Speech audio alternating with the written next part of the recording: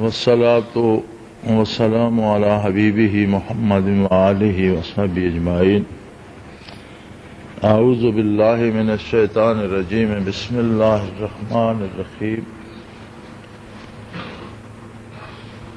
کل ایک بہت اچھا سوال کیا کسی نے، اور واقعی بات قابل غور ہے کہ آج بھی قرآن حکیم وہی ہے ہمارے پاس جو آقا نامدار صلی اللہ علیہ وسلم پر نازل ہوا، اور ارکان دین بھی وہی ہیں، اوامر و نواہی بھی وہی ہیں، اللہ بھی وہی ہے اور اللہ کا نبی بھی وہی ہے، نبوت بھی وہی ہے۔ لیکن کیا وجہ ہے کہ اس زمانے میں مٹھی بھر لوگوں نے صحرا سے، خانہ بدوشی سے اور ایک بیاباد ملک سے اٹھ کر پوری دنیا کو مسخر کر ڈالا؟ آج جب کہ ہم دنیا میں اقوام عالم میں سب سے بڑی قوم اور آبادی کے لحاظ سے سب سے زیادہ ہیں، دنیا کی آبادی کم و بیش 6 ارب کے لگ بھگ ہے، جس میں 2 ارب کے لگ بھگ صرف ایک قوم ہے مسلمان، اور باقی 400 کروڑ میں یا 4 ارب میں 122 اقوام شامل ہیں۔ دنیا کی 122 معروف اقوام مل کر 4 ارب بنتے ہیں، جبکہ اکیلی ایک قوم مسلمان 2 ارب بنتی ہے، یعنی ہر تیسرا بندہ مسلمان ہے، اور ہمیں ہر جگہ مار پڑ رہی ہے، ذلیل و رسوا ہو رہے ہیں، ہمارا اپنا کوئی نظام نہیں ہے۔ جن ملکوں کو ہم اپنا ملک کہتے ہیں شاید وہ بھی ہمارے نہیں ہیں۔ جب ان کی پالیسیاں ہم اپنی مرضی سے نہیں بنا سکتے، جب ان میں نظام ہم اپنی مرضی کا رائج نہیں کر سکتے، جب ان کی صلح جنگ پہ ہمارا اختیار نہیں، کوئی ہمیں لڑا دیتا ہے، لڑ پڑتے ہیں، وہ روک دیتا ہے، رک جاتے ہیں۔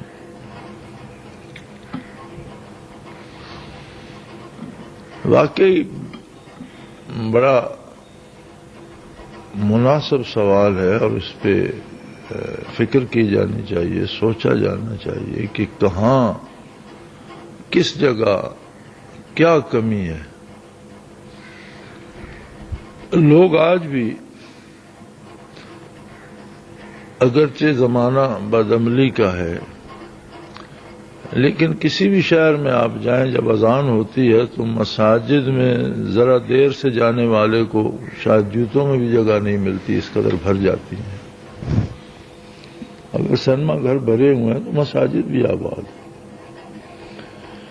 کسی شہر کی کوئی گلی ایسی نہیں جس میں دین کی درس و تدریس نہ ہوتی ہو، کوئی دینی مدرسہ نہ ہو،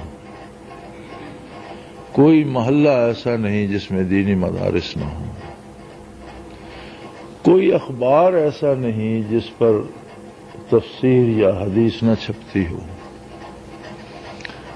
خود دینی رسالے جو نکلتے ہی دین کا سارا مواد لے کر ہیں، وہ بھی بے شمار ہیں، لیکن جو دینی رسالے نہیں ہیں، یہ ڈائجسٹ وغیرہ یا اخباریں روزانہ کی، ان میں بھی دینی اشاعت کا حصہ ضرور ہوتا ہے۔ ریڈیو پر بھی، ٹیلی ویژن پر بھی تلاوت کا، ترجمے کا یا تبلیغ کا وقت ضرور ہوتا ہے، تھوڑا ہو یا زیادہ ہو، لیکن ہوتا ضرور ہے۔ پھر تبلیغی جماعت کے نام پر ایک بہت بڑی جماعت پوری دنیا میں ہمہ وقت تبلیغ میں سرگرم ہے. کتنے جمعے کے خطاب ہوتے ہیں کوئی گن نہیں سکتا کہ چپے چپے پر گلی گلی میں مسجد ہے اور ہر مسجد میں ایک خطیب ہے اور جمعے کا خطاب ہو رہا ہے. روزانہ کے درس قرآن کتنے ہوتے ہیں, طالب علموں کی تعداد یقیناً لاکھوں سے تو متجاوز ہوگی. اس سب کے ہوتے ہوئے مسلمان من حیث القوم اور اسلام من حیث الطرز حیات کوئی حیثیت نہیں رکھتے. تو اس سارے کا سبب کیا ہے؟ یقیناً کوئی چیز ایسی ہے جو عہد نبوی علیہ صاحب الصلاۃ والسلام میں تھی اور آج نہیں ہے. پھر عہد نبوی علیہ صاحب الصلاۃ والسلام کے بعد بھی آپ 1400 سال کی تاریخ دیکھیں تو صرف زوال ہی نہیں, عروج و زوال کی بہت سی داستانیں ملتی ہیں. عروج بھی ہوا زوال بھی ہوا.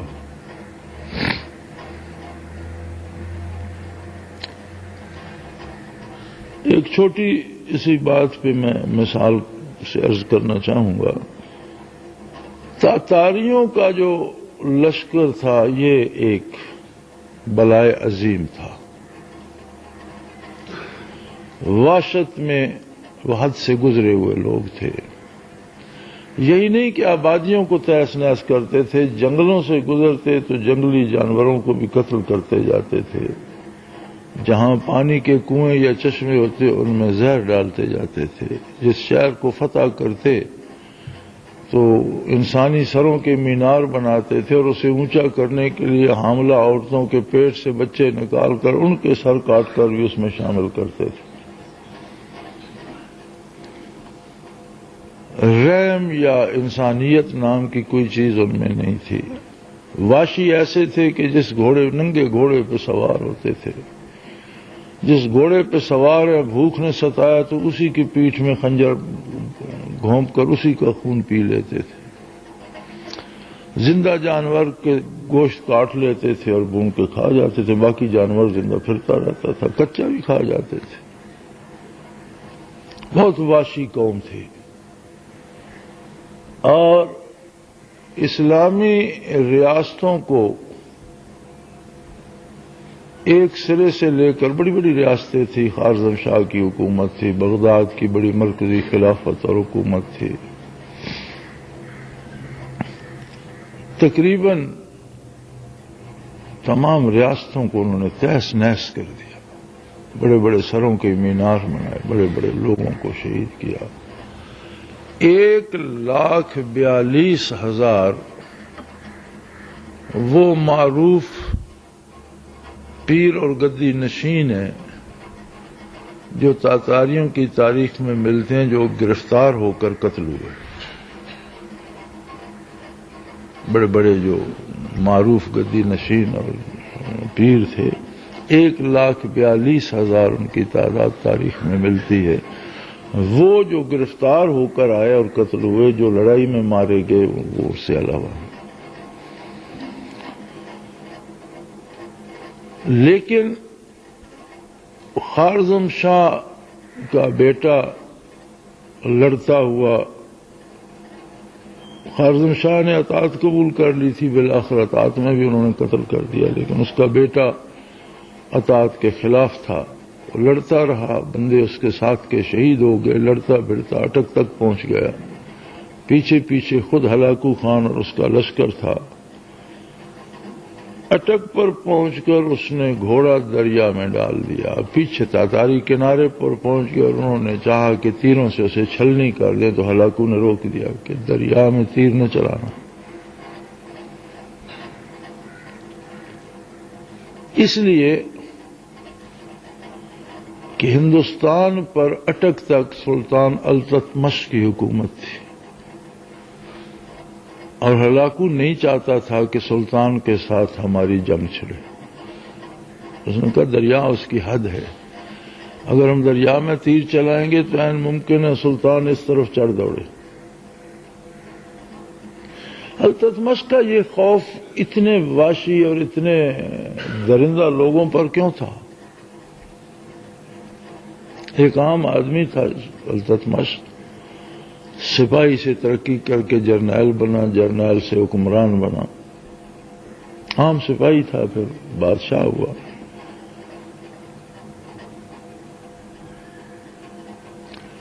خواجہ بختیار کاکی رحمۃ اللہ تعالی علیہ کا شاگرد تھا اور برکات نبوی سے اس کا سینہ معمور تھا اور ذاکر تھا، صرف بادشاہ نہیں تھا۔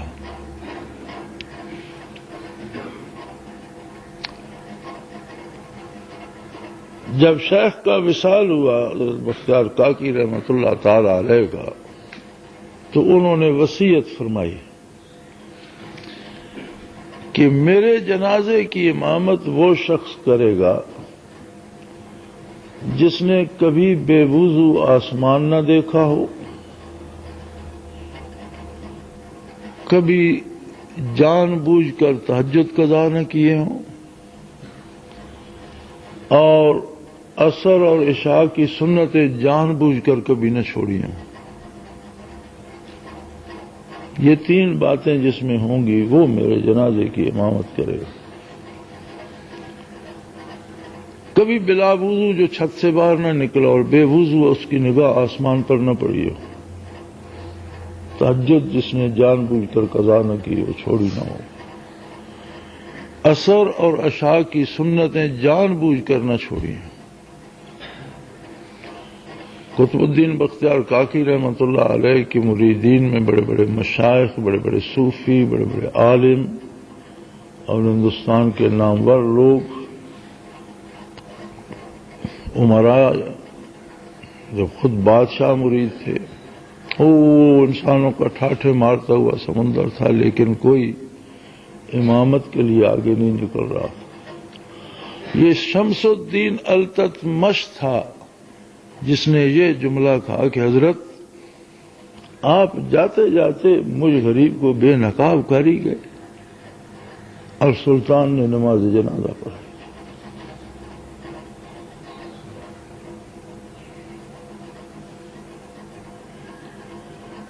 یہ تھے وہ لوگ، یہ بات تھی ان میں، یہ کمال تھا ان میں،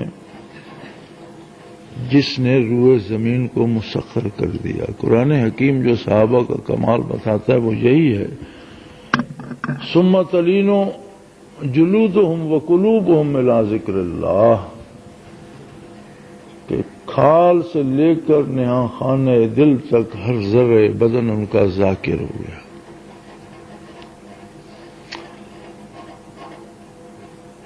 اور آپ تاریخ کو دیکھ لیں، جہاں جہاں آپ کو اسلام کا، مسلمانوں کا عروج ملے گا،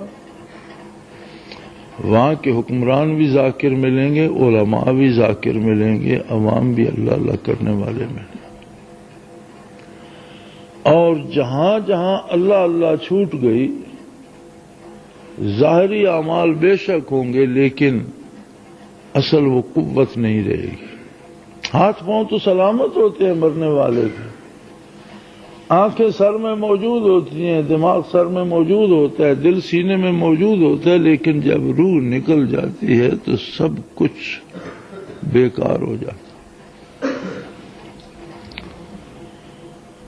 ہمارے پاس اسلام کا ظاہر موجود ہے، نمازیں ادا کرتے ہیں، زکوٰۃ دیتے ہیں، حج کرتے ہیں، لیکن مغلوب ایسے ہیں کہ اس کے باوجود ہمیں سود کھانا پڑتا ہے، سودی نظام میں ہم اس طرح گھرے ہوئے ہیں۔ ایسے مغلوب ہیں غیر مسلم قوتوں سے کہ ہم اپنے مقدمات کا فیصلہ قرآن و سنت کے مطابق نہیں کر سکتے، غیر مسلموں نے جو جسے آئین و دستور بنایا اس کے مطابق ہی ہوگا۔ یعنی ہمارا ہونا نہ ہونے کے برابر ہے۔ جیسے وجود میں روح نہ رہے، ہاتھ پاؤں ہر چیز سلامت ہوتی ہے لیکن اس کا ہونا نہ ہونے کے برابر ہوتا ہے، تو اصل جو ہماری گم شدہ طاقت یا روح ہے من حیث القوم مسلمانوں کی، وہ ہے برکات نبوت، تعلیمات نبوت کے ساتھ روح ہے برکات نبوت، جو تعلیمات سے مقدم ہے، یزکیہم ویعلمہم الکتاب والحکمہ، ہم نے اس میں غفلت برتی۔ سلطان بیبرس ایک عام آدمی تھا لیکن اللہ کا بندہ تھا، اللہ اللہ کرتا تھا، ایک عام آدمی تھا، اس کے پاس حکومت بھی نہیں تھی۔ پہلے تو اس نے ایک مجاہدین کا لشکر بنایا، حسن بن سبا نے، جن پہاڑوں میں جنت ارضی بنا رکھی تھی، حسن بن سبا باطنیوں کا امیر ہوا ہے، شیخ ہوا ہے، شیخ الجبال بھی کہتے ہیں، پہاڑوں میں رہتا تھا، اور اس نے باطنی فرقہ ایجاد کیا تھا، جو بظاہر مسلمان ہوتے ہیں اور بڑے بظاہر ولی اللہ کا روپ دھارے ہوتے ہیں لیکن اندر سے اسلام کے سخت خلاف ہوتے ہیں، اور قرآن کے اپنے طرز کے معنی ایجاد کرتے ہیں کہ قرآن کا ظاہر کچھ اور ہے، باطن کچھ اور ہے، اس طرح کی خرافات بکتے رہتے ہیں۔ حسن بن سبا نے بڑی دولت جمع کی تھی اور اس نے جنت ایسے بنائی تھی کہ دیواروں پر سونے کے پتھرے چڑھا دیے، چاندی کے پتھرے چڑھا دیے، سونے چاندی کی دیواریں، شیشوں کی دیواریں، ان میں مشک و عنبر بھر دیا، سونے اور چاندی کے درخت بنائے اور ان پر جواہرات اور ہیروں کے پھل لگا دیے، پرندے سدھائے جو کھانا یا کباب کی پوٹلی اٹھا کر لے جاتے تھے اور انہیں دیتے تھے، پھر لمبا اس کا ایک سلسلہ تھا۔ اب بیبرس اکیلا بندہ تھا، اللہ اللہ کرنے والا، لیکن مجاہد تکڑا آدمی تھا، اور یہ باطنی جو تھے یہ لڑائی کے طور طریقوں کے بڑے ماہر تھے، خاص کر خنجر زنی میں ان کا کوئی ثانی نہیں ہوتا تھا، یہ اس پہ بڑی مشق حاصل کرتے تھے، اور ہر باطنی کی آستین میں چھوٹا سا خنجر ہوتا تھا۔ بیبرس نے ان کی جنت کو لوٹنا شروع کیا، کسی نہ کسی کونے سے گھس جاتا، پہرے داروں کو قتل کرتا اور جتنے اٹھا سکتا تھا، اور وہ 2-2.5 من اٹھا لیتا تھا، اتنے جواہرات کی گٹھڑی باندھ کے لے آتا، انہیں بیچ بیچ کر مجاہدین کا لشکر تیار کیا، بالآخر مصر کا تخت اس نے حاصل کر لیا۔ تاتاریوں نے اپنا لشکر بھیجا بیبرس کی سرکوبی کے لیے، ایک عیسائی عورت تھی، تاتاریوں کو عیسائی اور یہودی مسلمانوں کے خلاف لائے تھے۔ ہلاکو کے چچا کو یا باپ کو ایک عیسائی عورت پیش کی گئی تھی جب وہ بہت ضعیف تھا۔ ہلاکو چاہتا تھا کہ یہ خاتون میرے حرم میں آ جائے، باپ اس کا مر گیا۔ اس عورت نے یہ شرط لگائی کہ تم بیبرس کی کھال اتار کر لاؤ جو مصر کا فرمان روا ہے، اور اس کا بستر بنو، میں تمہارے بستر پر آؤں۔ ہلاکو کا بھتیجا تھا قبلائی خان، پوتا تھا چنگیز کا، اور بہت معروف جرنیل تھا چنگیزیوں کا، مانا ہوا جرنیل تھا قبلائی خان، بہت بڑا فاتح۔ ایک لشکر جرار دے کر قبلائی خان کو بیبرس کے مقابلے میں ہلاکو نے بھیجا، اور وہ عورت بدبخت جو تھی وہ اس لشکر کے ساتھ گئی کہ میں اپنے ہاتھوں سے بیبرس کی کھال اتاروں گی اور اتار کر لاؤں گی۔ سلطان بیبرس نے شہر سے باہر نکل کر میدان میں ڈیرا ڈال دیا اور کھلے میدان میں مقابلہ ہوا، قبلائی خان قتل ہوا، ہزاروں تاتاری مارے گئے، سلطان کو فتح ہوئی، اور اس خاتون کو سلطان نے پکڑ کر گھوڑے کے آگے لگا دیا اور وہاں سے بھگا کر مصر تک لایا، کنیزوں میں شامل فرمائی، اور ہلاکو کو خط لکھا اور حکم دیا کہ اس قبلائی کے لاش کے اتنے ٹکڑے کیے جائیں جتنے شہر کے دروازے، اور ہر دروازے پہ ایک ٹکڑا لٹکا دو. لوگوں میں جو وہم ہو گیا کہ تاتاری ناقابل تسخیر ہیں، لوگوں کو پتہ چل جائے کہ یہ بھی عام انسان ہے. قبلائی خان کے ٹکڑے دروازوں پہ لٹکا دیے اور علاقوں کو خط لکھا کہ کم از کم آ کر اپنے جرنیل کے یہ بدن کے ٹکڑے تو اتار کر لے جاؤ. تاتاری لشکر نے اس طرف منہ نہیں کیا. ساری مسلمان ریاستوں کو روند ڈالا، اپنا جرنیل مروا کر بھی، معروف جرنیل مروا کر بھی ادھر کا رخ بھی نہیں کیا. ہندوستان میں آنے کی جرت بھی نہیں کی. وجہ کیا تھی؟ ان کے پاس برکات نبوت بھی تھی، ان کے دل روشن تھے، ان کے سینے روشن تھے، اور یہ عام انسان نہیں تھے. یہ وہ لوگ تھے جن کے گوشت پوست کے اندر انوارات نبوت اور تجلیات باری بھی تھیں، اور یہی مسلمان کی قوت ہے. خدا نخواستہ اگر یہ قوت مائنس کر دو تو پیچھے عام انسان رہ جاتا ہے. عام انسانی خصوصیات کسی غیر مسلم میں مسلم کی نسبت زیادہ ہو سکتی ہیں. اسلحے کا وہ زیادہ ماہر ہو سکتا ہے، سائنس میں وہ زیادہ ترقی کر سکتا ہے، میڈیکل میں شاید وہ ہم سے زیادہ سمجھ سکتا ہے، لڑائی کی چالیں بھی شاید ہم سے وہ زیادہ سمجھ لے. لیکن جب بات آتی ہے اس کمال پر، اس قوت پر، تجلیات باری پر، انوارات نبوت پر، برکات نبوت پر، تو یہ دولت کافر کے پاس نہیں ہوتی. اور ایمان کی اساس یہی ہے، اقرار باللسان و تصدیق بالقلب. زبانی اقرار کے ساتھ تصدیق قلبی ضروری ہے، اور یہی اساس ہے تصدیق قلبی ایمان کی. اسی کو اگر پروان چڑھایا جائے تو یہی ایمان ایک ایسی قوت بن جاتا ہے جو انقلاب آفرین ہوتا ہے. اللہ کریم پھر سے مسلمانوں کو یہ دولت گمگشتہ عطا کرے. دعوانا الحمدللہ.